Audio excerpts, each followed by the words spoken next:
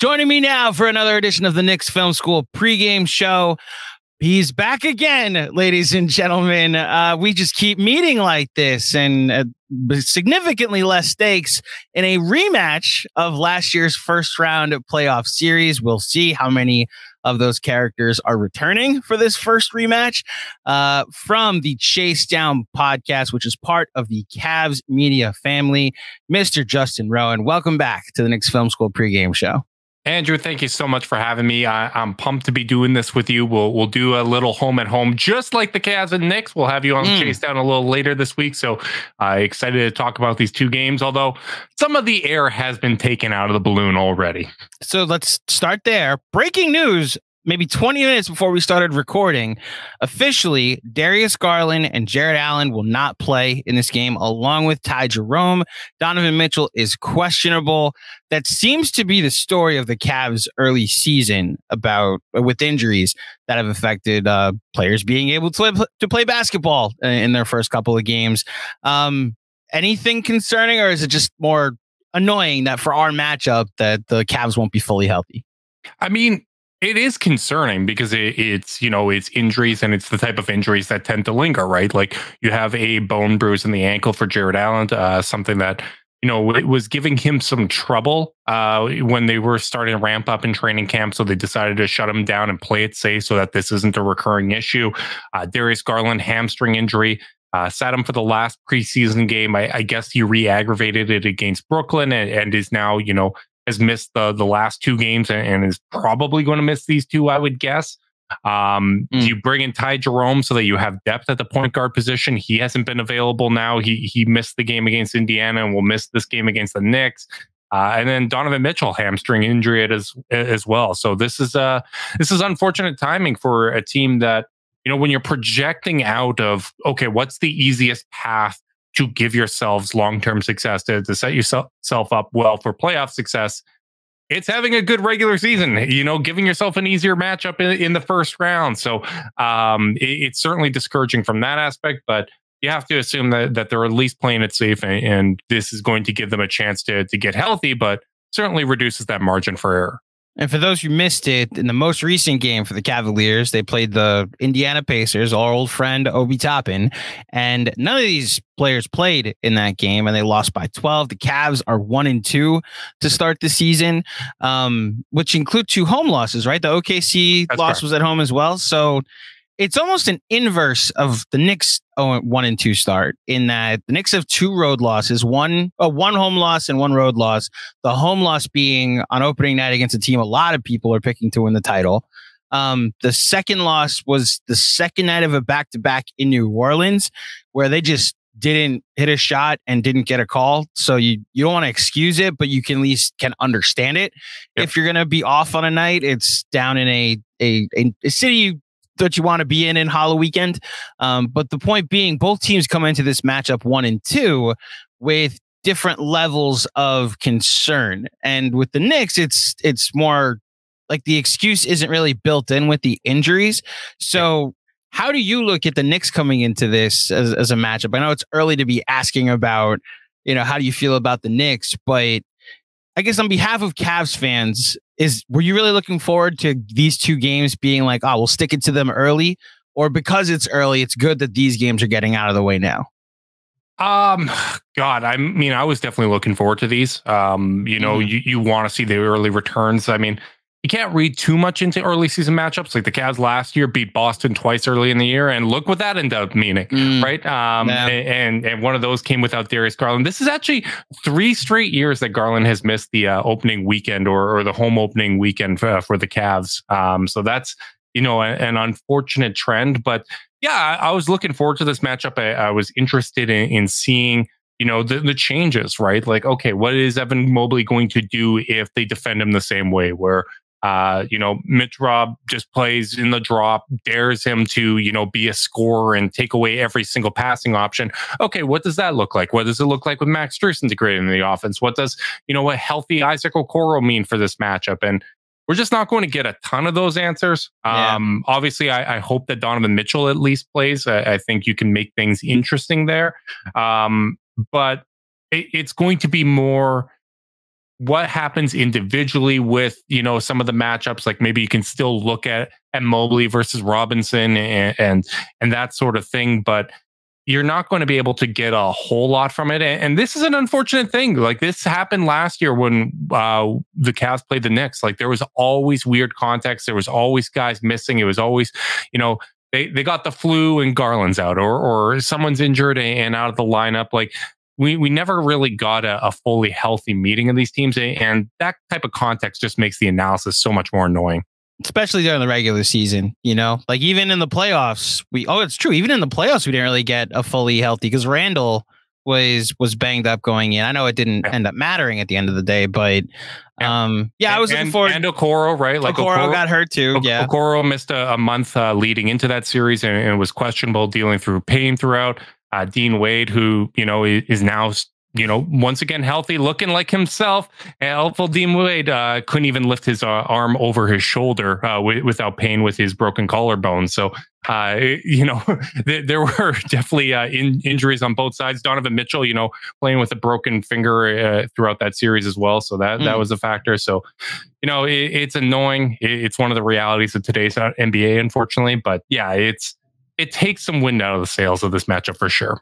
Well, let's talk about the vibes around the Cavs before we get into the vibes around the Knicks, which I will just say before I ask the question, like the Knicks schedule to start the season is brutal. Like it's these back-to-backs against the Cavs. Then they play Milwaukee on Friday. Then they play the Clippers. Like there was 2-6%, 1-5, 2-4 potential to start the season for the Knicks. And I guess Knicks fans are just not going to apologize if they get an advantage in the fact that the Cavs are banged up for this matchup. However, I was excited to see a matchup of these two teams potentially being healthy. As far as the vibes around the Cavs going into the season, as we transition to more general talk about the team, what would you say is the biggest overreaction to the first three games from Cavs fans in general? Like, what do they like the most? What do they dislike the most? What would you say? Yeah, I think, obviously Evan Mobley is a major point of focus for Cavs fans. And I came into this year kind of trying to temper some of those expectations because when we were doing our season preview, I listed it as my biggest source of angst when it comes to the Cavs this season, because we all understand that Evan Mobley is the most important part of, making this go from a regular season team to one that can succeed in the playoffs. But it's also a lot of pressure to be putting on a 22-year-old when, especially with bigs, you're probably 4 years away from your prime. And it's not necessarily the Warriors 2 timelines type of thing, but it's a lot of responsibility that's going on his shoulders. And for me, what I was hoping for and my expectations for this year is that Evan Mobley would be a more assertive version of kind of the same player that we saw last year. Like that's my expectation. I don't expect him to all of a sudden become a great 3-point shooter or make these massive changes from a skill set perspective. But what we really want him to be is, a 7-foot version of Bam Adebayo, right? Where he is that offensive hub, particularly, operating out of the high post. We had talked about that throughout the summer. And then we were thrilled on media day when we were talking to Max Strus and he was saying, yeah, we've been sitting there and we've been watching like tons of film of me and Bam and trying to implement that kind of stuff. And the 2-man game with Mobley and Strus has been amazing to start the year. Max Strus has looked phenomenal with the Cavs. Mobley has had 3 tough matchups when it comes to the centers he's playing against, with Nick Claxton, who personally, I think he's a top 10 defensive player.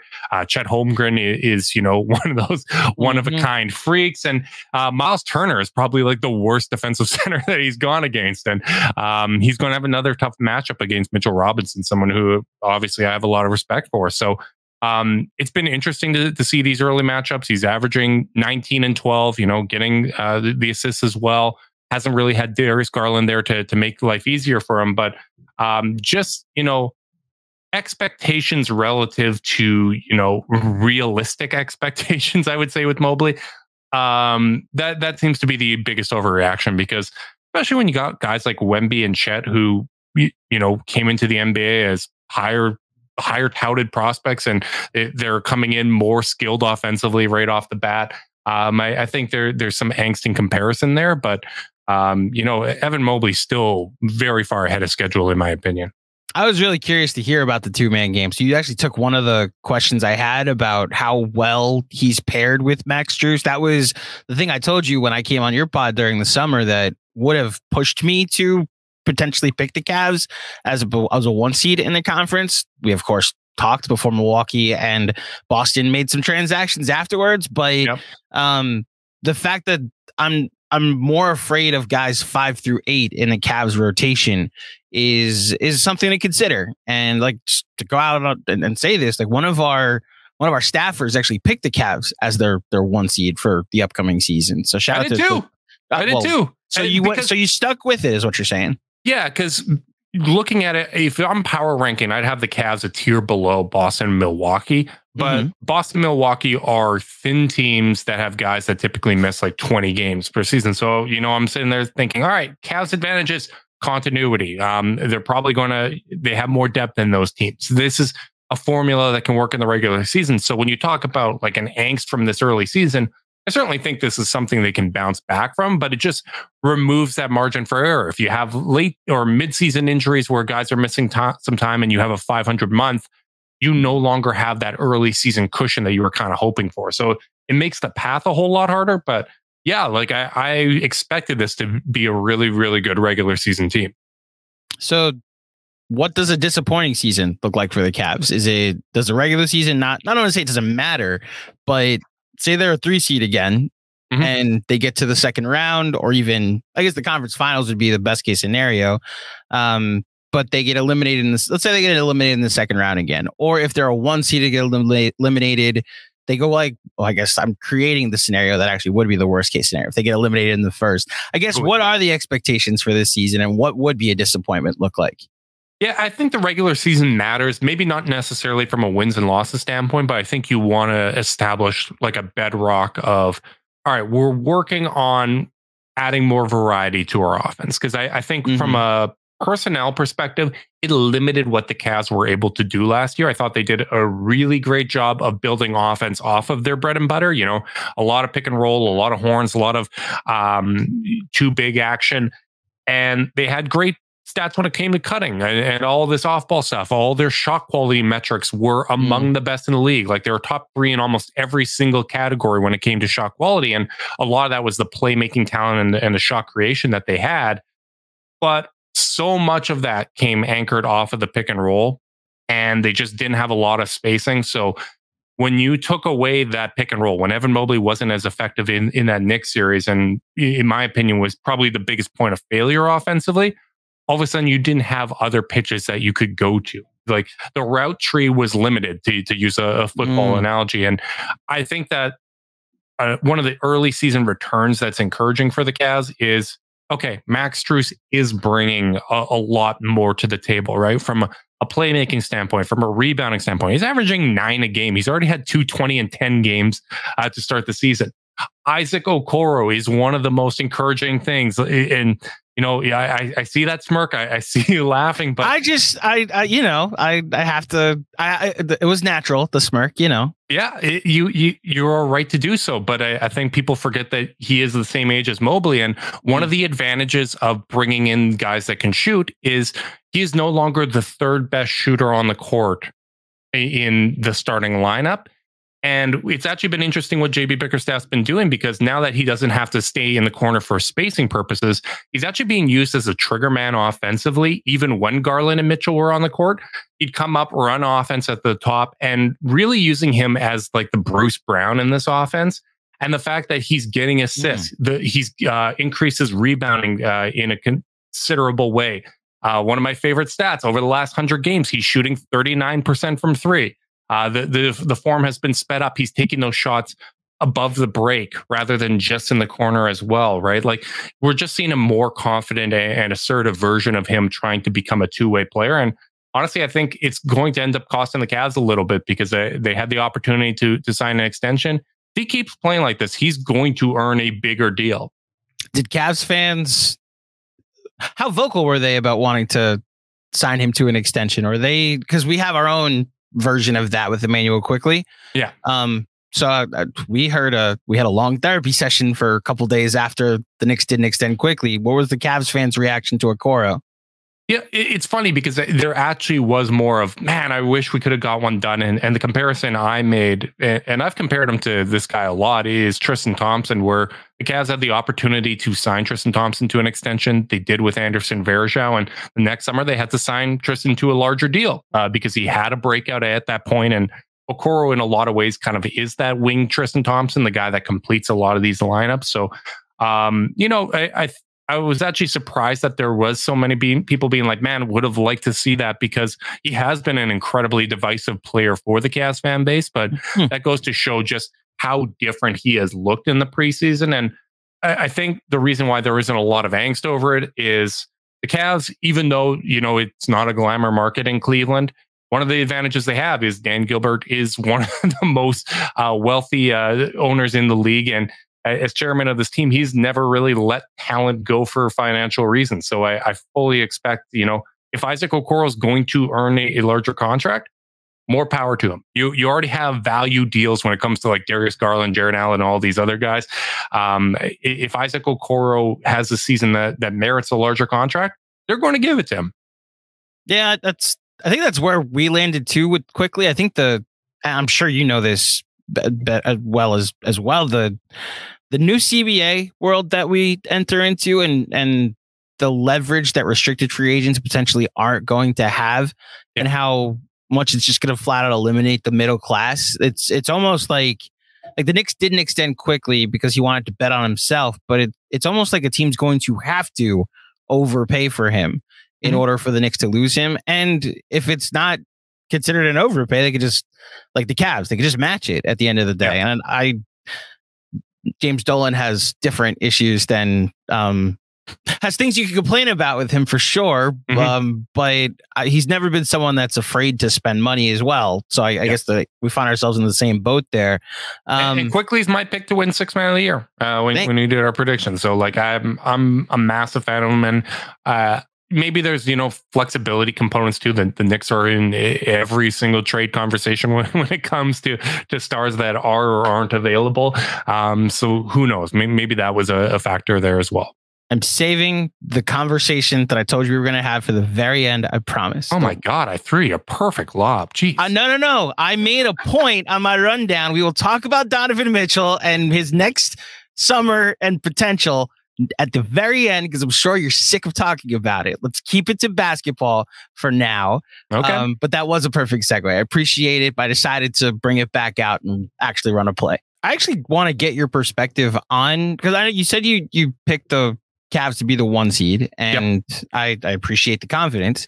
I'm not even moving off it with these injuries.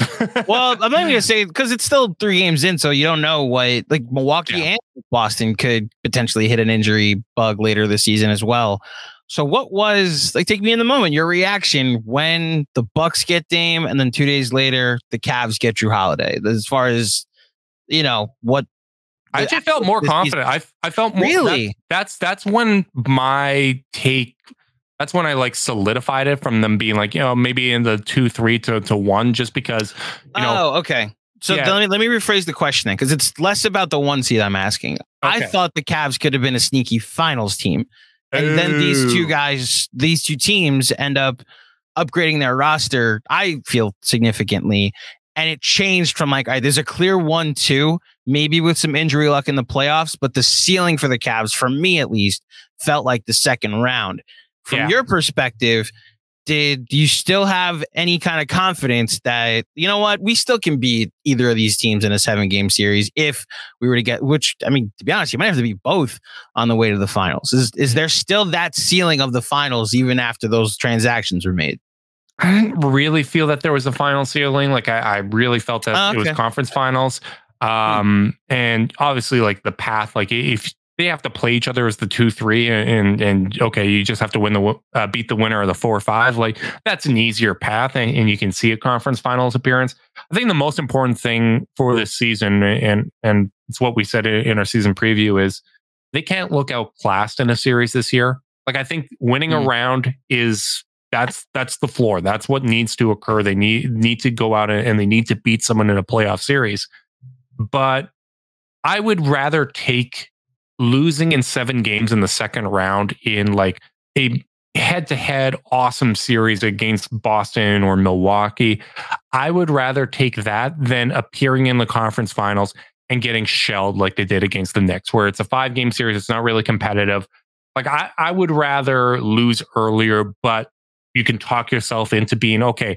Just a little more internal growth away. We still have, we have a first round pick this year. We have our mid-level exception again. Like we can add even more talent to what's already a deep team that we feel good about. Like you can talk yourself into that, but they need to be competitive. They need to, show that they are on that level. And in terms of like ceiling, like maybe it's a 2015 Warriors where, the previous year they won 51 games and lost in the first round. And then they played 4 rounds of the playoffs where the opposing starting point guard got hurt every single round. And then, Kevin Love goes down too, and JR breaks his thumb and Shump pulls his groin. Maybe you could have like that kind of a run where there's just outlier among all outlier type of health luck. But straight up healthy, like I still think the level of experience, the high level talent that those teams have, having the best player in those series, like that stuff still matters, man. Yeah, no, I agree, and I think even the most ambitious of Knicks fans, I think it can be somewhat tongue in cheek. People predicting conference finals or anything that far into the season. I have him in the second round, but I also when I made that prediction, I even said like there's a world where this ends in the first round, and that's the thing they need to make the all-in trade. Like a step backward to a loss in the first round. It's to a team that clearly has the best player in the series, and as a result, you then realize, look, we hit our ceiling with this team. We now need to raise the ceiling. Even further. And the only way we do that is with a trade. And it's tricky with the Knicks too, right? Because you have so many assets, you have so much young talent that trade could happen at any point, right? Like that could happen this season. And as is, I picked the Knicks to be my 4 seed. Like I feel like this is really good, deep team that's built to do well in the regular season. And, if it's Knicks Sixers in the first round and there's no Harden, and like all due respect to Terrence Mann, I don't think he moves the needle as much as Harden if that's what eventually materializes. Like I'd probably pick the Knicks in that series, even though the Sixers have the best player in that series. But things could change. That player could be on the Knicks for all we know, right? So it will be interesting to kind of see how this season materializes, and also just how this Eastern Conference arms race continues to develop. Well, speaking of that player that could be on the Knicks that takes a leap and potentially gives them a star, let's talk about your boy.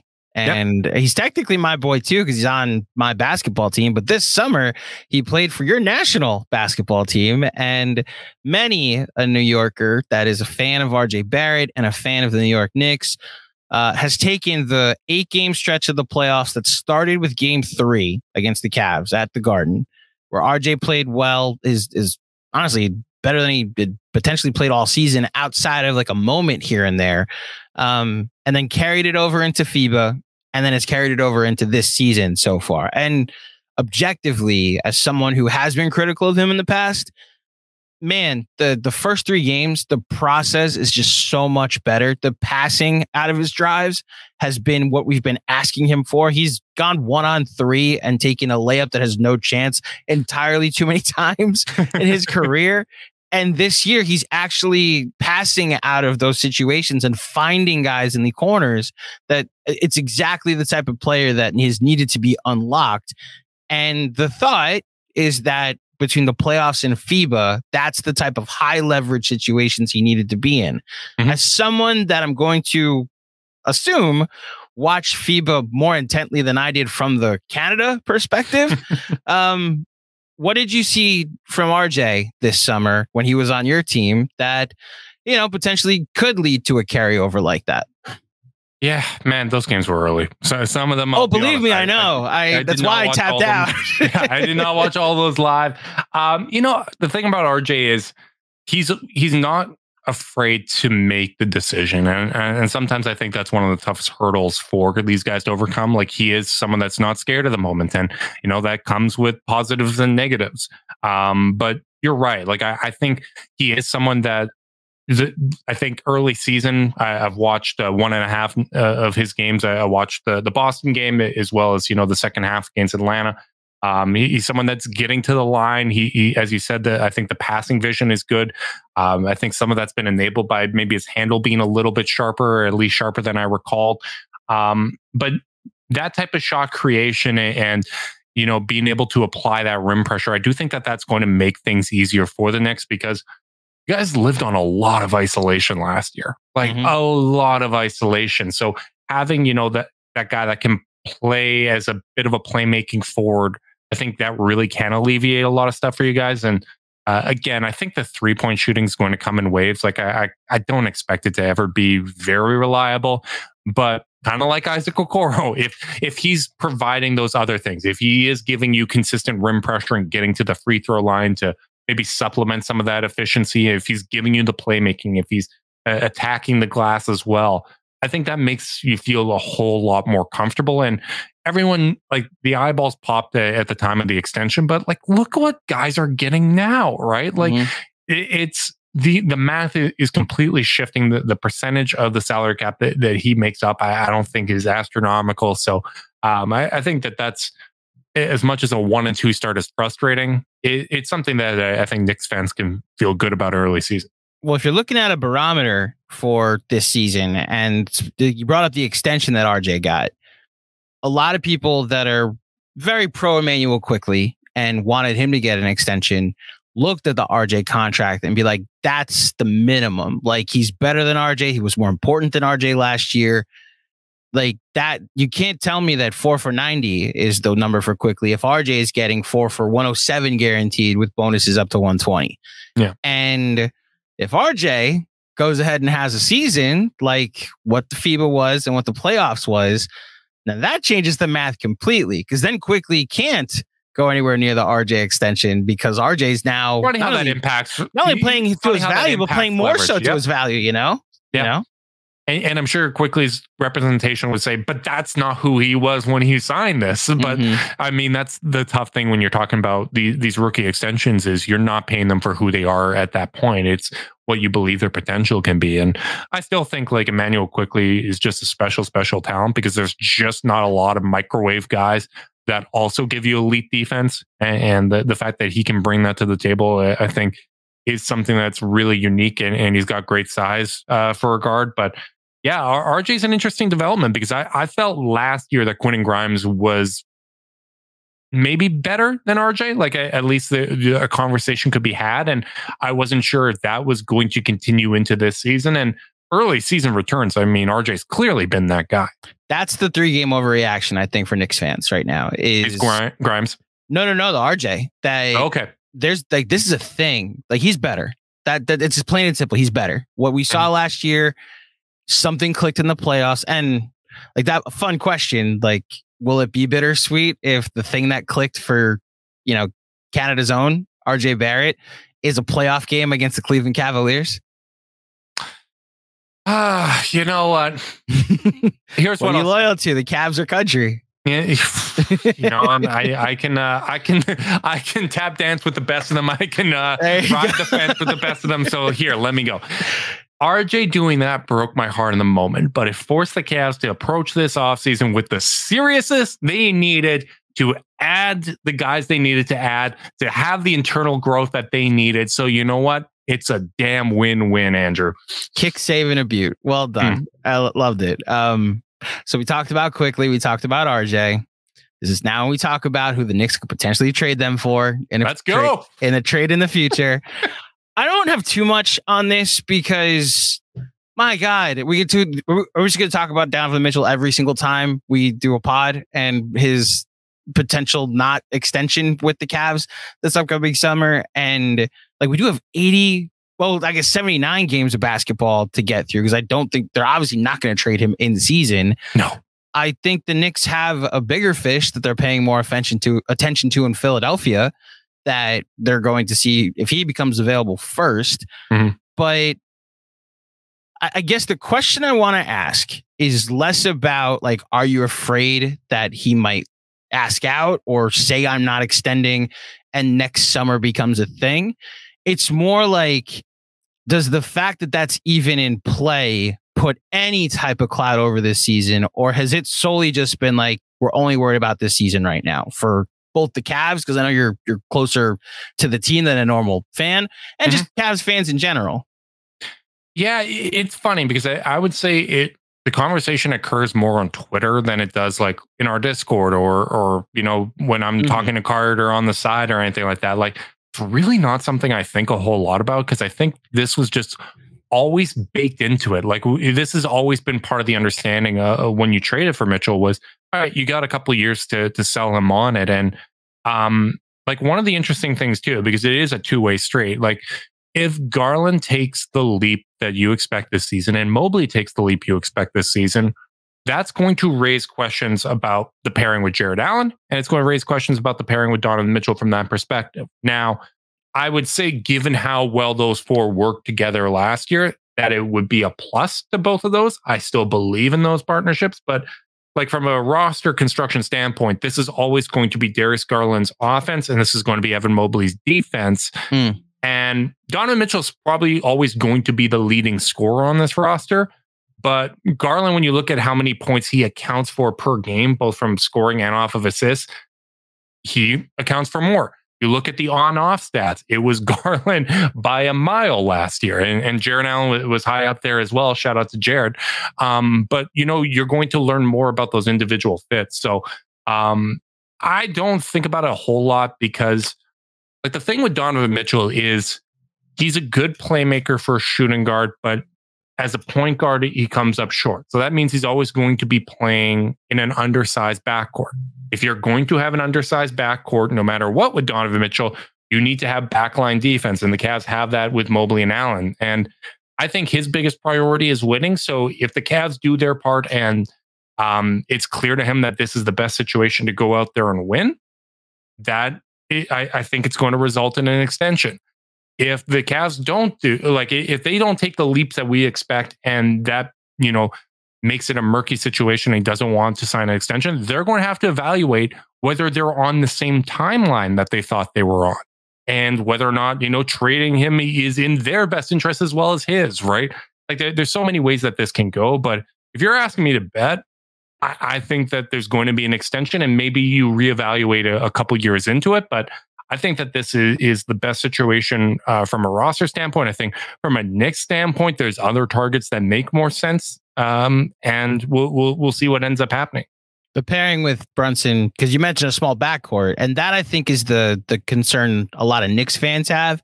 That's why a lot. I honestly think it was 50-50 last summer when it was like, do you go all in for Mitchell or not? Especially when it would have been RJ plus Quickly plus Mitchell Robinson and all the picks. Yeah. You just didn't know if you were further enough in your development with all these players to make that kind of all-in move. And then it's Jalen Brunson, Julius Randle, and Donovan Mitchell, which good luck playing defense in any game in the not distant future. And I think Garland's a much better defender than Brunson. Like you look at like defensive EPM, and it's Jrue Holiday, Marcus Smart, Fred VanVleet as the only real like high usage point guards ahead of Garland in defensive EPM. Like, I think him adding strength is going to help. And my hope for him has always been get to the Curry zone, because, you know, Curry, still won a championship running every single play at him, because, you know, you're 6'2", and if you're switching everything and we can get LeBron on you every single time, we're going to do that. But if you can at least hold your own within a team defensive scheme, I think that's all you really want from a point guard. Yeah, I think the only way I personally would be okay with the Knicks entering into a conversation like this for Mitchell again is if the price came down significantly. And I don't know if the Cavs are in a position to not ask for everything. Well, is that where you see that? I want to just play it out once. Like the Knicks aren't going to be like, well, he's leaving in a year, so you have to, like, you're not getting 3 picks, you're not getting 2 picks in this situation. Yeah, I think, you know, I think it would go very similar to the Dame trade thing, right? Where, all right, let's see if someone else is willing to do it. Let's see, can we get a third team in here and reroute the Knicks assets, and, you know, go after some other disgruntled player, like let's say a Brandon Ingram if he became available, right? Like there's a lot of ways that this can go. But yeah, I think this summer really showed that teams are still going to take whatever offers in their best interest. And the Knicks low ball to the extent that the Miami Heat did reportedly, that could open up the bidding for other players, right? Like Miami would probably be in that mix. Brooklyn's going to be in that mix. I would expect, LA and other teams to come bidding as well. So I think there would be interest if it ever got there. But man, I just don't think you see a lot of players hit unrestricted free agency. And like Donovan Mitchell played such a big role in the Cavs offseason too, of like recruiting Max Strus and saying, hey, come sign a 4-year contract, recruiting George Niang, like involved with the front office, hosting the entire team out to do private training camps and workouts at his home out in Connecticut, right? Like all this kind of stuff that really shows a buy-in. And for me, like part of why I don't stress about it is like, this is reality of modern team building and the modern NBA. Like if you're going to be a good team, it means you're going to have players that are coveted. And if you don't do a good enough job from team building or your development gets stunted for one reason or another, teams are going to try to poach your guys. Like you can't take it personally. Like Embiid's in Philly, glamour market. He's still the subject of trade rumors all the time. Giannis won a ring in Milwaukee. He's still was the subject of trade rumors. Jaylen Brown in Boston is the subject of trade rumors. He signs an extension, and the first thing out of people's mouth on ESPN is, "Oh, well, how many years into this before they trade him?" Like that's just today's NBA. You can't take it personal. Yeah, with respect to, and like Howard Beck's a friend of the pod. What he wrote right after the Giannis extension, yeah, and it was like, can we not write right after? I love potentially Howard leave Beck, too. But you know what that really felt like? It felt like someone's like wedding toast being like, hey, 50% of these end in divorce. Exactly. Like yes. That's exactly what it felt like. Like we don't need to be doing this right now. Everyone knows that if things go wrong, it can fall apart. That is the relationship. That's all relationships in life. You don't need to be doing this. Yeah. I think the only caveat to comparing it to the Dame situation, the Cavs aren't going to be in a situation like the Blazers where they're just like the win ceiling doesn't matter. Like the Blazers are solely building around Scoot. So that's why I think for Knicks fans, now there are a lot of Knicks fans who just want to see Emmanuel Quickley and RJ Barrett be on this team for the rest of their careers.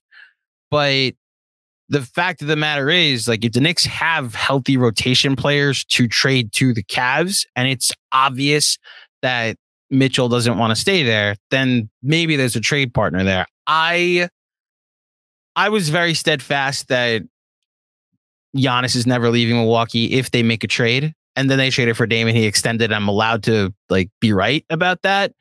I'm reading tea leaves about Mitchell, and you're part of the tea leaves. So if you're telling me there's buy-in there, I'm going to be like, okay, like someone in tune with the Cavaliers more so than I am is saying there's buy-in. I am curious what happens, like like how much this season, how this season goes will, I guess, determine somewhat of what I expect next season goes. I'm sure that's the same in your corner as well. Yeah, it'll be interesting. I mean, I always consider the source, and like I feel like Bill Simmons has called like 17 different things the worst kept secret in the league, like many times. Like I'm pretty sure. You want to know the best one? That Katie and Kyrie are going to the Knicks in 2019.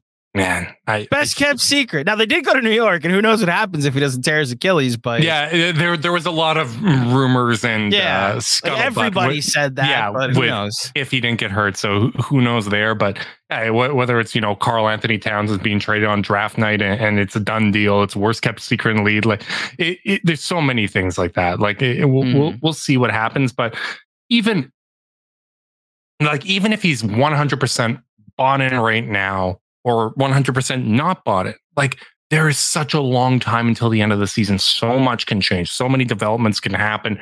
Breakouts always impact the hierarchy within guys in a certain team. So it'll be interesting to see what ends up happening. But yeah, it's not something I'm stressing about, man. Like I think some Cavs fans still have like LeBron PTSD, but like this is just different. It just is. And he still has another year on his contract after this. Like, I wouldn't be surprised if, hey, like fans agreed in extension, but we have a first round pick. I think they would be able to trade a second first-round pick on draft night as well, if I'm not mistaken. They'd have mid-level exception. Like, they'd have avenues to improve their team. So maybe they, play with fire if there's no good offers. And all right, we're going to go until the trade deadline and see if we can ride this out and see if we've taken another step forward and give ourselves 18 months to settle this rather than 12. All right, Knicks fans, we had the Donovan Mitchell conversation.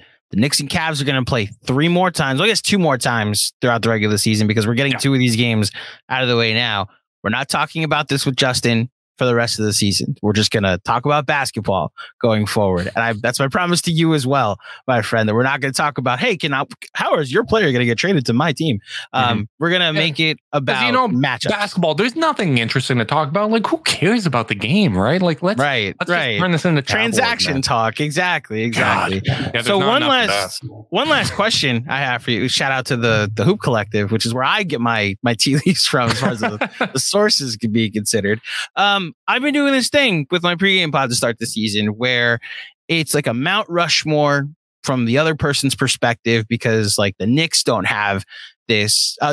We don't have your perspective of like who the 4 greatest Cavs are, who the 4 biggest rivals are. So for this one, because I think for 4 greatest Cavs, I want to give you some time to think about it. Instead, let me ask you about rivalries. Who are the 4 teams on the schedule that you go to every year where it's like, and maybe the Knicks have entered into this after the playoffs last year. They are, yep. Oh, they are. Okay. Yeah. So the Knicks are in there. The other 3 teams that you're like, okay, we're circling this. I can't wait for the Cavs to play them. Who are those rivals? My bias is going to come into this. Of course. So I will try to, speak on behalf of Cavs fans, but it's going to be, the Cavs fans in our Discord. Warriors are always going to be there, especially with Steph. Really? Even with LeBron gone? Yes, there's still so many familiar faces there. Okay. Like, I more meant like from the Cavs perspective, like the Cavs don't have the same familiar faces from that rivalry. Yeah, I don't think the Cavs have that. Like, this group, you're still looking to build those. I'm doing it strictly from a fan perspective. So just to match it, like even after, so to go to baseball, like as a Mets fan, no matter what team Jimmy Rollins and Chase Utley went to, I was like, I hate them. They're Phillies forever. Even though they're on the Dodgers now, I hate them because even though the Cavs roster has had turnover, Steph, Draymond, and Clay are still. They're still there, man. Golden State. I have scars from those 4 years that they're never going to go away. Yeah, like even last year, like they had the game in Golden State. Cavs had the lead, and Clay completely decks Okoro with a moving screen and more of a shoulder check, and Steph hits the 3 off of that movement, and that's what ends up kind of being the deciding play. Missed call, we get the last 2-minute report and whatnot, and Steph's running down the court with the mouthpiece hanging out of his mouth. Yeah, no, there's still there's room for hate in my heart there. I think I know another team. Then I think I know one other team. Knicks obviously are there. I think this is the start of a beautiful thing. I think this is going to be a rivalry between 2 teams that are set up for long-term success. And I think the Cavs are going to be a good team for a long time with or without Donovan Mitchell. So I think that's going to be over there. Toronto Raptors, man. Well, okay. Yeah. Toronto Raptors. Yeah. Toronto Raptors. It's personal. A lot probably has more to do with their fans more than the players. I like the players. The Hawks fan TV pod I did, the Hawks crowd pregame pod, said the exact same thing. Like, I like Canadians. The Raptors fans annoy me, and I've never had that type of run-in, but maybe different than the rest of Canada. I mean, okay, it's a thing. It's separate them in your mind. We're a great country except for Toronto. No, I'm kidding. But yeah, I'd say Toronto, and then 4th probably Atlanta. Like, I think there's actual on-court like animosity there too. The play-in. These teams seem to really get up for one another and kind of occupied the same space for a while in terms of young teams building up. So I'd say Atlanta's probably the other one. What's your 4 here? Well, I thought you were going to Miami because of the LeBron South Beach. None? No animosity for Miami. Wow. Nothing. Absolutely nothing for Miami. Like, I respect Miami. They're great. Like, Kevin Love going there, like, good for him. I wish him all the best, but no, there's nothing there, man. They hate us, but I feel nothing. Why do they hate you? Oh, they don't like LeBron going back to Cleveland. That was something they don't like how the tone shifted with, hey, this is a great story, rather than, you know, them trying to play the villain. I think they still, if I could psychoanalyze my Twitter feed, I think they really thought the decision backlash was about them rather than, you know, LeBron, which LeBron hate follows him even in LA. It's really key to their identity, but no, I feel nothing. I respect Miami, love Miami fans. They're great. Well, so in the words of Bane, I was born in the darkness. I was molded by it. Yeah. My Knicks inception into more Christopher Nolan references. My inception into basketball fandom was the Knicks Heat rivalries in the late 90s. So that became what I got excited by basketball for the first time. That wasn't Michael Jordan related. And then they meet in, well, so it's complicated. For 2 years, best kept secret, quote unquote, Bill Simmons, was that LeBron's going to leave the Cavs and go to the Knicks when the decision happened. Oh yeah, I remember. Where'd he go? And obviously well, I'm sure you remember, sorry. Where he went instead was, instead of the Knicks, took his talents to South Beach. So there's that thing that Cavs fans, that Heat fans have been like, the Knicks were supposed to get LeBron and create a big three, and you got Amari Stoudemire, and then you had to trade a ton of assets for Melo, and then they make in the playoffs 2 years later, and then they're the 1 and the 2 seed, but the Knicks lose to the Pacers, and then last year's playoffs happen. So the Heat remain my number 1 team I circle on the schedule. And then it's funny, you didn't mention a single team in your division. Does that not come into play at all, the division matchups? Because you do see them the most throughout the season. Yeah, like there was it with Detroit for a while, and then that just fell off, which, you know, that was a formative rivalry for me. I actually really liked those Detroit teams. I just liked rooting against them as well. Just like it never came up. Like, you know, LeBron came back and beat Chicago in 5. Like, that's fine. No big deal there. Milwaukee, you know, you kind of have the non-glamour market love. Like, hey, we're happy you guys won a title. That's great. Good for you.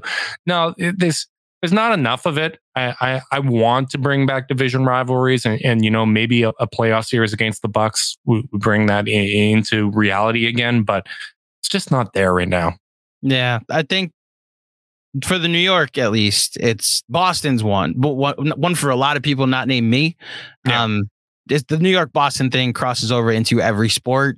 Jets, Pats, Giants, Pats, like Yankees, Red Sox, but also like the Mets and Red Sox played in '86. Like if you want to hurt a Boston fan, put up the picture of the ball going through his legs, and then of course the Bruins against both New York hockey teams. You know what? That might be part of it. Like I'm not a Browns fan, but when you look at their division, okay, Pittsburgh, no, Cincinnati, no, right? Like you don't really.